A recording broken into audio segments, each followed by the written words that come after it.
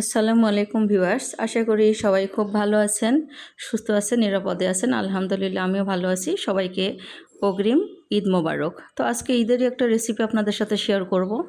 এটা হলো মশলা জয়ফল। জয়ফলের ভিতরে যে বীজটা এটা হলো স্টার ইনিংস, আর সাথে দুইটা বড় বড় কালো এলাচি। এই দুটাকে কালো এলাচি আমরা বলি। সাথে আছে কিশমিশ, আর এটা হলো জয়ত্রী। ওই জয়ফলেরই সাথে এটা একটা ফুলের আর কি পাপড়ি। তো যাই হোক, তারপরে আছে এটা হলো কালো, এটা হলো শাহি জিরা।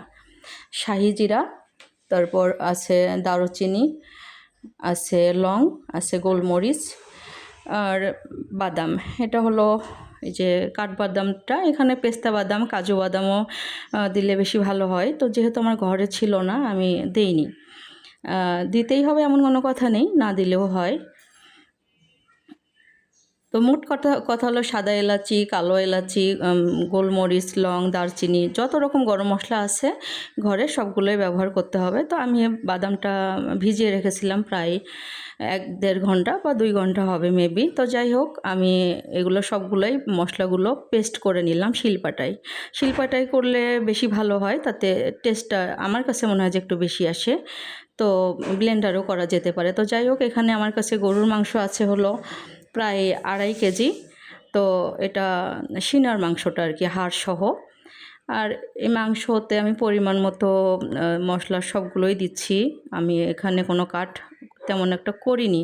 আদা রসুন বাটা দিলাম, জিরা বাটা, আর এটা হলো ওই যে সেই মশলাটা যেটা প্লেটে দেখালাম, যে গরম মশলা সহ যেটা, সেটার পেস্ট, কিশমিশ সহ আমি সব একখানে করে বেটে নিয়েছি। আর ওই সেই কাঠবাদাম বাটাটা। তো এখানে আমি যে সেই গরম মশলা যেটা কিশমিশ সহ, জয়ফল, জয়ত্রী সহ যে বাটা মশলাটা, এটা আমি 2 ধাপে দিব। তো এখন 1 ধাপে, প্রথম ধাপে দিচ্ছি দেড় টেবিল চামচ। আর এই যে বাদাম বাটাটাও সেম, আমি 2 ধাপে এটা ব্যবহার করব আর কি, সব একসাথে দিব না। তাতে করে হবে যে যে রান্নার যে অ্যারোমাটা, যে সুঘ্রাণটা, ওটা বজায় থাকে। তো যাই হোক, এখানে পেঁয়াজ বেরেস্তা করে নিয়ে আমি অর্ধেক তো উঠেই নিয়েছি। তো এগুলো সব দিলাম। হলুদটা আপনারা চাইলে অ্যাভয়েড করতে পারেন, না দিলেও চলে। তো আমি দিলাম একটু কালারফুল হওয়ার জন্যে। আর মরিচটা তো টেস্ট অনুযায়ী দিলাম, লবণ। তো সব কিছু দিয়ে আমি এখানে সাধারণভাবে যেভাবে আমরা মাংসটা কষিয়ে নেই ওইভাবে। তো এখানে প্রত্যেকটা মাংসর আমি কাটিং করেছি, যেমন বিয়ের বাড়ির যে মাংসের রেজালাগুলোতে যে জেনারেল কাট করা হয়, ওই রকমই বড় বড় করেই করেছি, যেটা ক্যামেরায় পুরোপুরি আসলে বোঝা যায় না।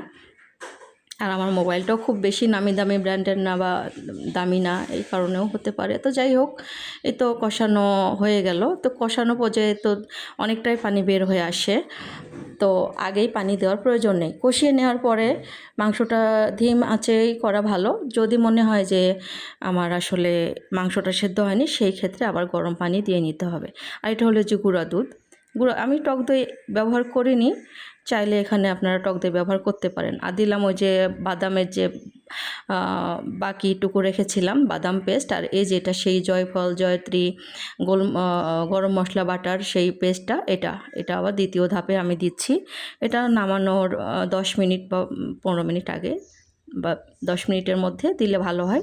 তাতে খাবারের যে অ্যারোমাটা ঘরের মধ্যে পুরো একটা সুঘ্রাণ ছড়িয়ে পড়ে, মনে হয় যে একটা মানে বিয়েবাড়ি ভাব আর কি। তো এটা ঈদ, বিয়ে যে কোনো অকেশনেই করা যায়। এই তো হয়ে গেল। আমি এখানে আমার পোলাওটা আমি করে নিয়েছি। আর পোলাওটা তো মোটামুটি আমরা সবাই করি, তাই দেখালাম না, ভিডিওটা বড় হয়ে যাবে। আর এছাড়া আমি এটা আজকে দেখাচ্ছি গরুর মাংসের রেজালা। এটা আমার গত কুরবানি ঈদেও এটা আমার যে শাহী গরুর মাংসের রেজালা বা খাসির মাংস দিয়ে যে শাহী রেজালাটা, সেখানে আমি মোটামুটি সব মশলা ইউজ করেছি। সেই শাহী রেজালাটা চাইলে আপনারা আমার চ্যানেলে এসে দেখে নিতে পারেন, সেটা বিস্তারিত সব দেয়া আছে। আর এই যে দিলাম আমি লেবুর রস। তো আমি এখানে টক দই ব্যবহার করিনি, গুঁড়া দুধটাই ব্যবহার করেছি। যে কোনো একটা দিলেই হয় আর কি। আর এটাতে তো মাস্ট বি যেটা লাগবে, ঘি তো দিতেই হবে। আর যেহেতু এখানে একটু লেবুর রস দেওয়া হয়েছে, তো আমি স্বাদটাকে ব্যালেন্স করবার জন্য একটু চিনি দিয়ে নিলাম। চিনিটা না দিলেও হয়, এটা যার যার ইচ্ছা আর কি। তো যাই হোক, এখন আমি একটু কেওড়া জল তো দিয়ে নিতে হবে স্মেলের জন্যে, যাতে একটা উৎসব উৎসব ভাব থাকে আর কি। আর এটা যেহেতু রেজালাতে মোটামুটি সব কিছুই ব্যবহার করতে হয়, কারণ এটা তো আমরা প্রতিদিন খাই না, তাই না?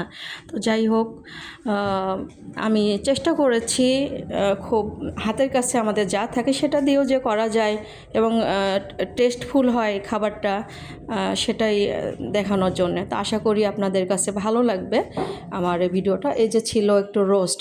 তো যাই হোক, শুক্রবারের দিন এত বেশি তাড়াহুড়া থাকে এবং আমাদের কাজও খুব বেশি থাকে, তো আমি আর খুব বেশি ভালোভাবে শেষের পার্টগুলো ভিডিও ধারণ করতে পারিনি। আমি আগের রাত্রে একটু পায়েস করে রেখেছিলাম, যেটা এখানে আমি রাখতে ভুলে গিয়েছিলাম। তো এই তো রোস্ট, গরুর মাংসের রেজালা, প্লেন পোলাওটা আর সালাদ, আর এই যেটা আমি আগের রাত্রে পায়েস করেছিলাম। তো যাই হোক, আশা করি আপনাদের কাছে ভালো লাগবে। তো সবাইকে আবারও অগ্রিম ঈদ মোবারক জানিয়ে বিদায় নিলাম। দেখা হবে ইনশাআল্লাহ আবার বেঁচে থাকলে। সবাই ভালো থাকবেন। আল্লাহ হাফেজ।